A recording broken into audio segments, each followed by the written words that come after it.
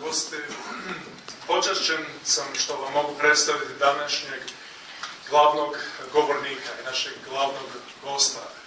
Zapravo imam mali problem. Kako 37 godina jedne bogate političke karijere i borbe za ljudska prava, borbe za nerođene u par rečenica staviti, to nisam siguran, ali ću probati vrlo kratko i moram priznati da sam stvarno i osobno počašćen od kad je gospodin Chris Smith sinoć stigao, već smo već danas obavili jako puno sastanaka i možda što je najviše kod njega je ta njegova neposrednost, ona američka neposrednost. I tako da na jedan vrlo lagan način se da komunicirati s njim i to su svi naši sugovornici danas sigurno osjetili. On je političar sa velikim međunarodnim iskustvom. On je Amerikanac, ima ogromno međunarodno iskustvo. Danas smo samo razgovarali, govore kako je bio u Africi, u Aziji, u Mongoliji, svugdje za ljudska prava.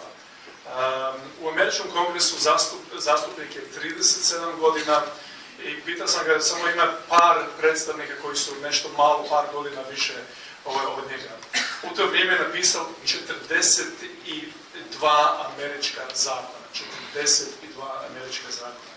Kalorina tih zakona podiže razinu zaštite najranjivijih u društvu, ratnih veterana, te rođene i svakako nerođene djece. Samo bih napomenuo da je on rođen i njegov taj distrikt je zapravo New Jersey, to je jako važno napomenuti. Njegovo je zalaganje za zaštitu zlostavljanja djece posebno dojmljivo.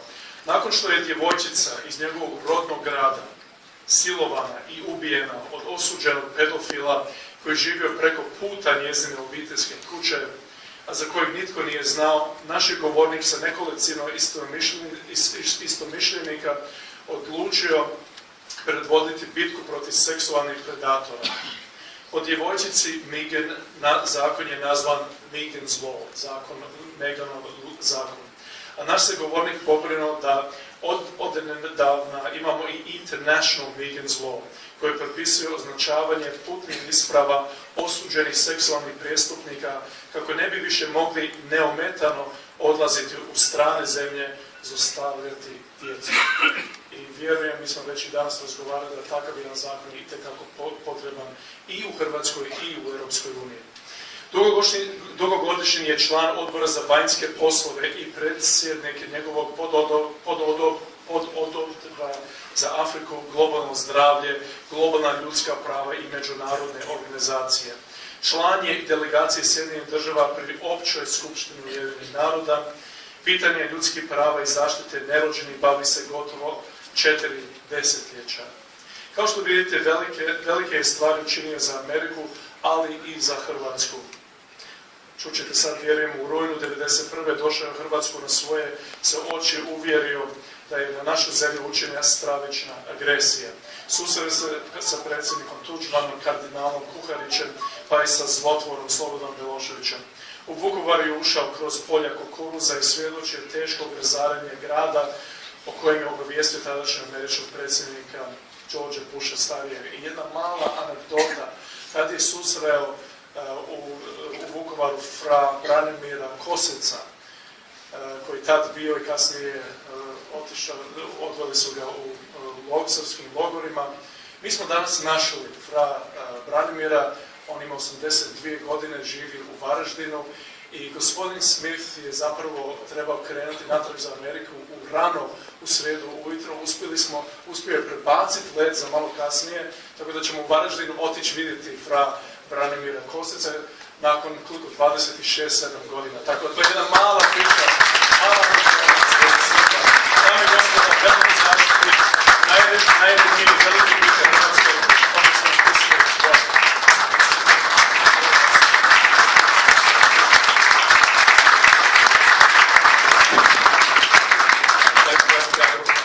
Thank you so very much for that very, very kind introduction. And Bishop Chupin, thank you for your very stirring word. My two distinguished colleagues, your eloquence and your leadership is prized and greatly honored by myself and so many others in the U.S. Congress. Thank you for that. and your words tonight, I think, were just right on point. You know what? I asked how long I should speak earlier, and I won't be that long. I learned the lesson some years ago, some months ago. I was told I had to give a keynote speech on behalf of a healthcare issue called Lyme disease, which is very prevalent in my area. So I said, how long do you want me to speak? And they said, well, you have an hour for the keynote. So I took an hour and 5 minutes, which was probably an hour too long. At the end of it, there were a lot of families there. This little girl came up who was about 4 years old, and she said, Mister, your speech was long and boring. A minute later, a couple minutes later, her father came up and said, I saw you talking to my little daughter, Melissa. I just want you to know she's at that awkward age where she just repeats whatever she hears. So I'll take far less than half that time tonight. This is an extremely important conference, and again, I'm honored, very much honored. Mark Milosh is our Chief of Staff for the Helsinki Commission, very honored to have been invited to be here. As was already referenced, I'll be very brief on this, some of my most vivid memories as a congressman over the last 37 years was of a visit I made, along with Congressman Frank Wolf, to Croatia in 1991. The invasion of Croatia by Slobodan Milosevic Serbia had been met by heroic and determined Croat defense, but was profoundly undermined from the very beginning by a tepid, weak, and ineffectual response by the international community, including and especially the European community and the United States. Deeply concerned, another congressman and I, Frank Wolf, traveled here late August, early September of 1991 to meet with Croatian political leadership, including President Tudjman. We met with Cardinal Kukarek and Bishop Kakša at the cathedral, and they told us about the destruction of Catholic churches and the slaughter of innocent civilians. Then it was on to Osijek and Vukovar, both cities, as you know, more than anyone, that were under intense military siege, especially Vukovar, which several weeks after our visit fell.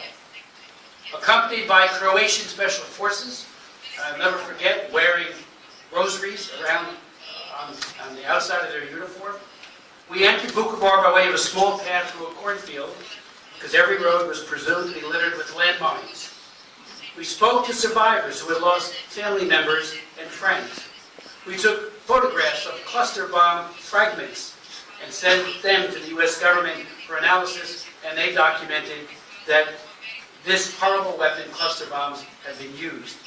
We met with people in Vukovar in a wine cellar, seeking cover from the ubiquitous sniper fire and mortar bombardment. I'll never forget one man yelled out, "What happened to this aggression will not stand," quoting George Herbert Walker Bush's statement regarding the aggression by Saddam Hussein. Why not a similar positive response to this aggression? We visited St. Philip's Catholic Church and met with Father Ramomir Kosek, an extraordinarily courageous priest who refused to flee the danger in order to minister to those who had stayed behind. He was an amazing man of God with a gentle smile, and he had a hole in the roof of his church where a bomb had entered, had not exploded. He was taken prisoner, as many of you know, when Vukovar fell, and later said, and I quote, "The guards beat us most at night and did not spare anyone." And thank you for setting up that meeting on Wednesday to go meet this 92-year-old hero. Later in Belgrade, we met with Serbian President Milosevic, a psychopath, and pressed him to end the violence. And of course he didn't. He even denied everything that we had just seen in Vukovar. Years later, of course, the tribunal went on, and he died while the court proceedings were underway. And of course, the court meted out very, very inadequate prison terms for 2 of the 3 Serb officers, the Vukovar 3, who were found guilty of torture. One got 5 years. And I remember thinking, are you kidding me? The other got 20. And the other one was vindicated. Since that visit in 1991, I've worked on all the issues related to the war, from trying to strengthen the War Crimes Tribunal, to refugees, to the promotion of peace, reintegration, and reconciliation. And interesting that we're in the Dubrovnik hotel. When Dubrovnik was being bombed so horrifically in 91 into 1992, I entertained and invited the mayor of Dubrovnik to Washington, and we spent 2 long hours with Larry Eagleburger, who was the architect of the U.S. policy, along with James Baker, and he agreed, it's all horrible. But his comments basically were, let Europe handle it. And Europe was not handling it at all. Today, decades later, the challenge we face, you and I and the free world, everywhere, seem to be escalating, are seemingly intractable and elusive to resolution. There's the obvious, all the new wars. I was in South Sudan twice within the last 15 months to protest and seek an end to the slaughter by Salva Kiir. All of us had great hopes when that new country came into being, South Sudan, that Salva Kiir would bring peace and democracy. Unfortunately, there's a fight between the Nuer and the Dinka, and his troops have been not only killing, but also raping innocent civilians, including humanitarian aid workers. Violence is escalating in the Democratic Republic of Congo, and I plan on going there sometime in January. Just had a hearing on it last week, where Joseph Kabila refuses to step down and keeps postponing the date of the election, which is constitutionally prescribed. And of course, there is a great tension there, and I know you know this, 4 million people died from the previous Congolese wars, and I'll never forget traveling to Goma in 2005 with Mark Milosh, and there the peacekeepers were actually raping young little girls and boys, which I found to be beyond the pale of absolute horror. We've got death, rape, and mutilation by ISIS and Boko Haram. But one quick story on Boko Haram, I was in Jos, Nigeria, on a trip, and it was this man, Adamu, who was in an IDP camp, and Bishop Kegama is just a tremendous cleric, bishop, I'm sure you know him, just a tremendous man. And a lot of his churches were firebombed. And we went, and they still talked about reconciliation and love of enemy. And they are the enemies of Boko Haram. And one man, Adamu, was taken out of his home. A Boko Haram terrorist put an AK-47 right around here, right below his nose, and said, "You renounce your faith or I'll blow your brains out." He says, "I'm ready to see my God." And the guy pulled the trigger.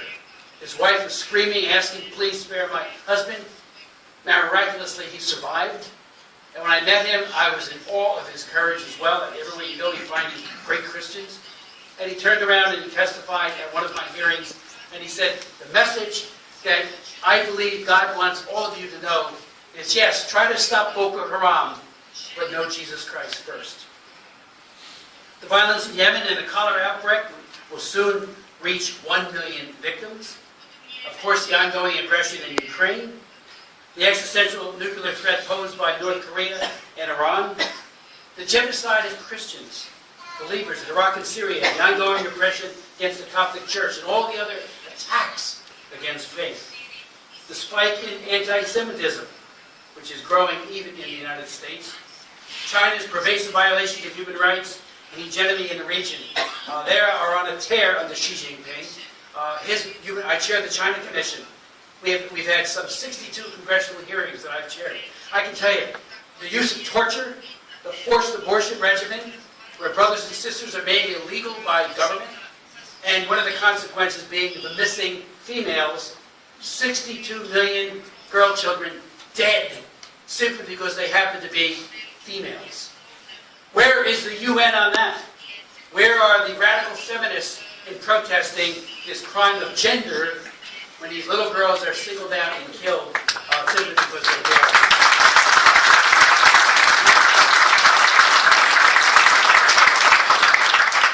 In Rio last Christmas, Mark Milosh and I met with hundreds of Christians fleeing genocide, and we're shocked, and I've been pushing this for over 3 years with the previous administration, that the U.S. government refused to provide humanitarian assistance to Archbishop Huerta and the others. And so we went to one of the IDP camps, 6,000 people. Unfortunately, the Americans had not even gone to see what was happening. If it wasn't for Caritas, the Knights of Columbus, and other charities providing about $40 million, we would have had dead children and dead women and men because there was such a lack of response by the international community. I introduced a bill that has passed the House that would ensure that these Christians and Yazidis get the help that they so desperately need. As prime author of America's landmark law on combating sex and labor trafficking, known as the Trafficking Victims Protection Act, and as was mentioned, the International Megan's Law, which notices countries of destination when a convicted pedophile is heading to your or any other country around the world. I just got briefed 10 days ago or so, not last week, the week before, by our authorities that the law is working. 3,500 convicted pedophiles countries were noticed about their plans to travel. 2,000 were stopped at the border before they went in on their sex tourism, hopefully protecting those children. But even with all that work, and you are working on human trafficking as well, and thank you for that leadership, but it too is getting worse. The International Labor Organization says that in 2016, there were some 40 million people trafficked into modern slavery. About 99% of all the sex trafficking victims are women and girls. So obviously we must do so much more to combat that terrible scourge on humanity. I remember meeting my wife and I in Russia in 1999 in St. Petersburg, the year before I was able to get this bill passed into law. And I even used their testimonies to help get it passed. But we met all of these women in St. Petersburg who have been trafficked, and when they told their stories of being raped and abused systematically by these brothel owners, one was so numb she couldn't continue her story. She broke down in tears. That was a motivator to me and so many others to say, not while we're in policy-making positions, and again, I know you're taking a lead on that as well. I would also say in like manner, both my wife Marie and I are absolutely committed to another noble human rights cause, protecting mothers and babies from the cruelty and the violence of abortion. The assault on the weakest and most vulnerable is more dangerous now than ever. It's aided and abetted by a well-funded coalition of international entities, including pro-abortion NGOs like Planned Parenthood, Marie Stopes International, and others. Of course, many in the media, we have it just like you have it, are very much on the side of those who promote these child deaths. UN treaty bodies, every one of them, without any mandate whatsoever, admonish countries during their periodic reviews that you must change your abortion law. Every one of them. Convention on the Rights of the Child, when even the Vatican goes before that treaty body of experts, they're told they need to change, I'm a Catholic too, that the church needs to change its canon law to accommodate abortion. That's how extreme they are. A few weeks ago, we submitted a statement to an open period for statement submissions because you've ratified, as have we, the flagship human rights treaty called the International Covenant on Civil and Political Rights. Prince Zaid, the High Commissioner for Human Rights, a woman who works there named Kate Gilmore, who used to be with Amnesty International, and she's the one that got Amnesty to change its position. So they're just like Planned Parenthood now, just another pro-abortion organization. They are trying to redefine the language of treaties, starting with that treaty, so that after the fact, after you ratified and we ratified a human rights covenant, we're told now that abortion is a fundamental human right. Bill Clinton tried to do that at the Cairo Population Conference. I was there for 7 days fighting him. Along with the church, John Paul II mobilized the entire world to combat that, and we prevailed. I was at the Beijing Women's Conference when, again, the Holy See, under Pope John Paul II, mobilized the world. But that's when they began to see that if they could change treaty bodies if they could get the whole apparatus of the United Nations pushing for abortion on demand, that over time they would wear away, particularly the developing countries, the protections that exist throughout the world, especially in Africa and in Latin America. It gets even worse because it was the Agenda 2030, which you've acceded to, we are for it in large part of the country, is a blueprint for action between 2016 and 2030. There are many, many very noble parts of Agenda 2030 about empowerment of women, points on eradicating poverty. But the abortionists succeed in putting in language. Matter of fact, they boast in the Agenda 2030 that no one will be left behind. That sounds good. They leave behind the unborn child. And the language that's in Agenda 2030 is that we need to ensure universal access, quote unquote, to reproductive rights, defined by the NGOs and by pro-abortion countries to mean abortion. That is why it's so critical at this hour that you and I and all of us, as never before, rally for the innocent unborn. Far too many people, especially in the elite, choose euphemism over reality, convenience over sacrifice, and cheap sophistry over truth. All around us, bedrock moral values seem to be cracking and crumbling with lightning speed. Mention was made earlier by the bishop about Solzhenitsyn. He got it right. Not only did he say Marxist-Leninism was militant atheism, it wasn't a denial of God, it was a hatred of God. But he also said, when asked, and he wasn't well received in many parts of the liberal United States of America, including Harvard, he said, why has all this happened? Why did a Soviet state emerge with all of its tentacles into the East Bloc and so many other countries around the world?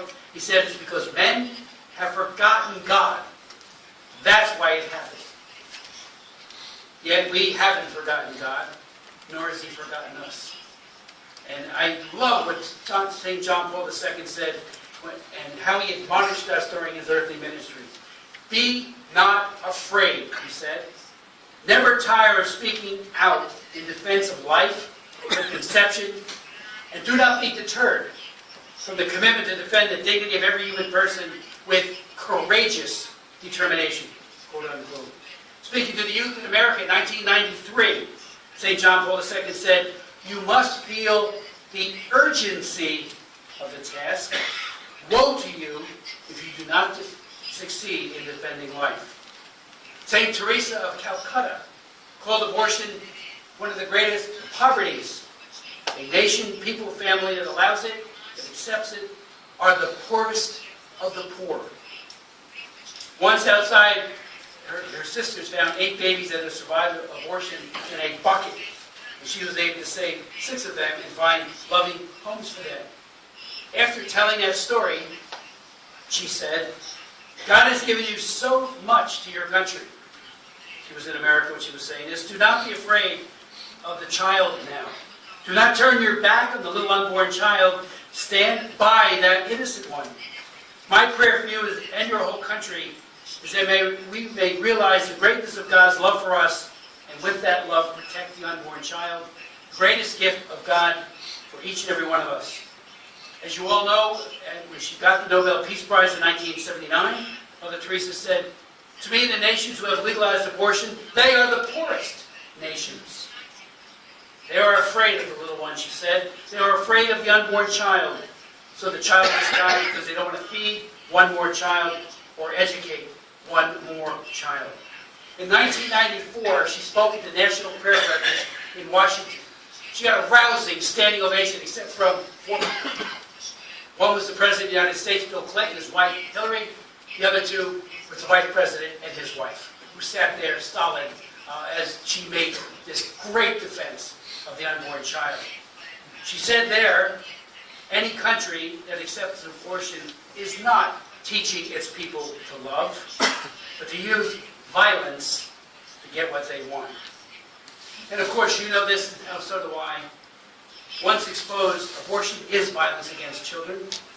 There is nothing nurturing or benign about dismembering a baby or poisoning that child to death. I introduced a bill that would outlaw dismemberment abortion. My hope is we'll have it up sometime next year in the Congress. We've passed bills, they have not passed the Senate yet, that would end at least those children, abortion for those children who suffer pain. And to hear the other side talk about doing abortions 20 weeks and beyond, when the child feels every single action against him or her as they were being dismembered, is just appalling. I'll never forget, it was a famous speech we outlawed, was known as partial birth abortion some years back, twice vetoed by Bill Clinton. George Bush signed it into law. Here's the hideous method where the child is half delivered and then an incision made behind the back of the neck and the brains are sucked out. The doctor that invented that was speaking to a large conference of abortionists in America. We actually got a tape of it. When he tells how this now leads to the demise of the fetus, as he put it, the place broke into applause. Father Frank Pavone, a Priest for Life, did a great homily on that. You can get it on his website if you want to listen to it or read it. And he called it the applause from hell. How dare they applaud a child suffering and then being killed by having his or her brains sucked out of their cranial cavity. This is a human rights issue, a fundamental human rights issue. Birth is an event that happens to all of us. It's not the beginning of life. And we all know, if you look at what the new baby pictures are, my wife and I are a father of 4, husband and wife of 4, and we have 5 grandchildren. All of the pictures of the kids, the grandkids, that went on our refrigerator were of their ultrasound pictures. They were the first ones, the first baby pictures. So the myth that somehow an unborn child is not human alive is being shattered each and every day by the simple fact that more and more people are seeing those ultrasounds and saying, why is it okay to kill such a baby? A former leader of Planned Parenthood in Texas became a pro-lifer. She worked there for 8 years. And when she did or assisted in an ultrasound-guided abortion, she sat there and watched as the instruments went in a very predatory way to dismember this child. And she walked out of that clinic and now has become a leading pro-life leader. I got involved in Right to Life in 1972. My wife and I met in the pro-life movement. And as she likes to joke, we used to talk about dates going on pro-life lecture series. And we did go on real dates as well. But the fact of the matter is that in America, we've allowed to be killed 16 million unborn children, 14 times the entire population of Croatia.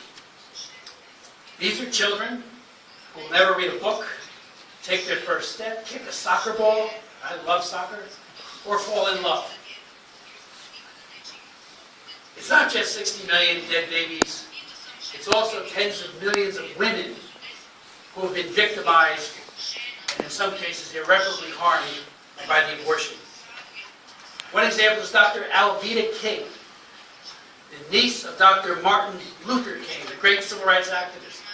She had 2 abortions, and now she speaks out boldly and effectively to what abortion does to the woman. She said, my Uncle Martin had a dream. He dreamt that we would live, it's self-evident, that all men are created equal. He called on us to admit our wrongs and to turn from them. Today, she says, I call on us, regardless of nationality, race, or religion, to admit our wrongs and turn from them. I believe, she goes on to say, that the denial of the right to life is the greatest injustice we face in the world today. There is no compassion in killing. There is no justice in writing people out of the human race. How can the dream of Martin Luther King survive if we murder the children?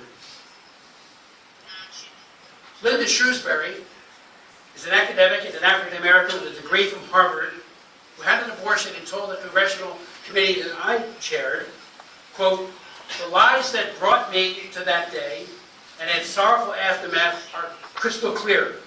Falsehoods and deceptions that concealed the truth about abortion. Lies planning in my thinking by clever marketing, media campaigns, and endless repetition led to a tragic, irreversible decision, the death of my first child. She goes on, I didn't really understand back then. At age 20, I had no inkling of the mental and emotional darkness I was about to enter. I couldn't have grasped the immense psychological toll abortion would take for years into the future. Unrelenting tears, guilt, shame, and depression. After spending many years in denial, I did eventually find healing. She gets on to say, when I embraced the truth set me free, and I finally gained inner peace. In the United States today and all over the world, there are home ministries. Catholic Church's Project Rachel that reaches out to post-abortive women and says, we love you. God loves you.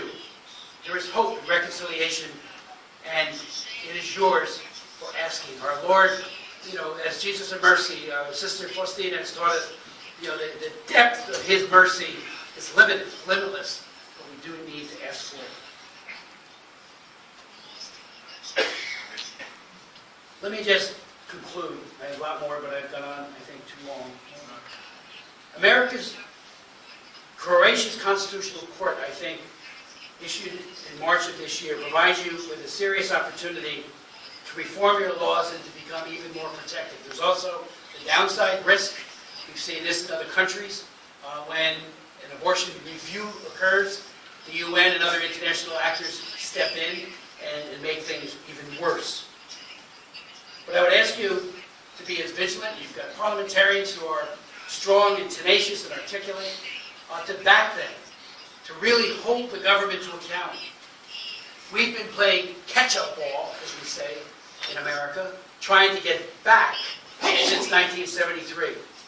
None of us could have envisioned that in one judicial decision, which is compounded by many others since, that 60 million kids would die, and even our attempts to overcome that are shot down by the courts over and over again. We've passed in Congress legislation to outlaw sex-selection abortion. Barack Obama told us, if you send that to my desk, I will veto it. Talking about the great work on conscience that the MEPs have done. I had a press conference just 2 weeks ago. We're trying to get a bill called the Conscience Protection Act into law, because even though we have some protections, they're not enforced, and nurses have been told you do abortions or you lose your job. Doctors as well, and other healthcare professionals. And then there's always Planned Parenthood, which is very much involved in every country around the world. Mostly under the auspices of IPDF, but obviously there's affiliates everywhere. In the United States, they get about $500 million of U.S. government funds. We're trying to shut that off. It's been a very hard fight. We haven't succeeded yet. They've killed over 7 million babies in their own clinics in the United States. 900 babies every day, 1 every 2 minutes. I call them Child Abuse Incorporated, because they talk as if they do family planning, but they are really the abortion industry. There were tapes, and I know you had Lila Rose here in the past. She and others, David Lyon, have done undercover sting operations of Planned Parenthood on human trafficking. They went to clinic after clinic with a fake pimp and a young, but she was majority-age Latino I should say, claiming that she was from Central America. And the Planned Parenthood people would say, oh, we can get her back on the street. We can arrange for her abortion. Rather than calling the local district attorney and saying, come and arrest these people. They would facilitate human trafficking.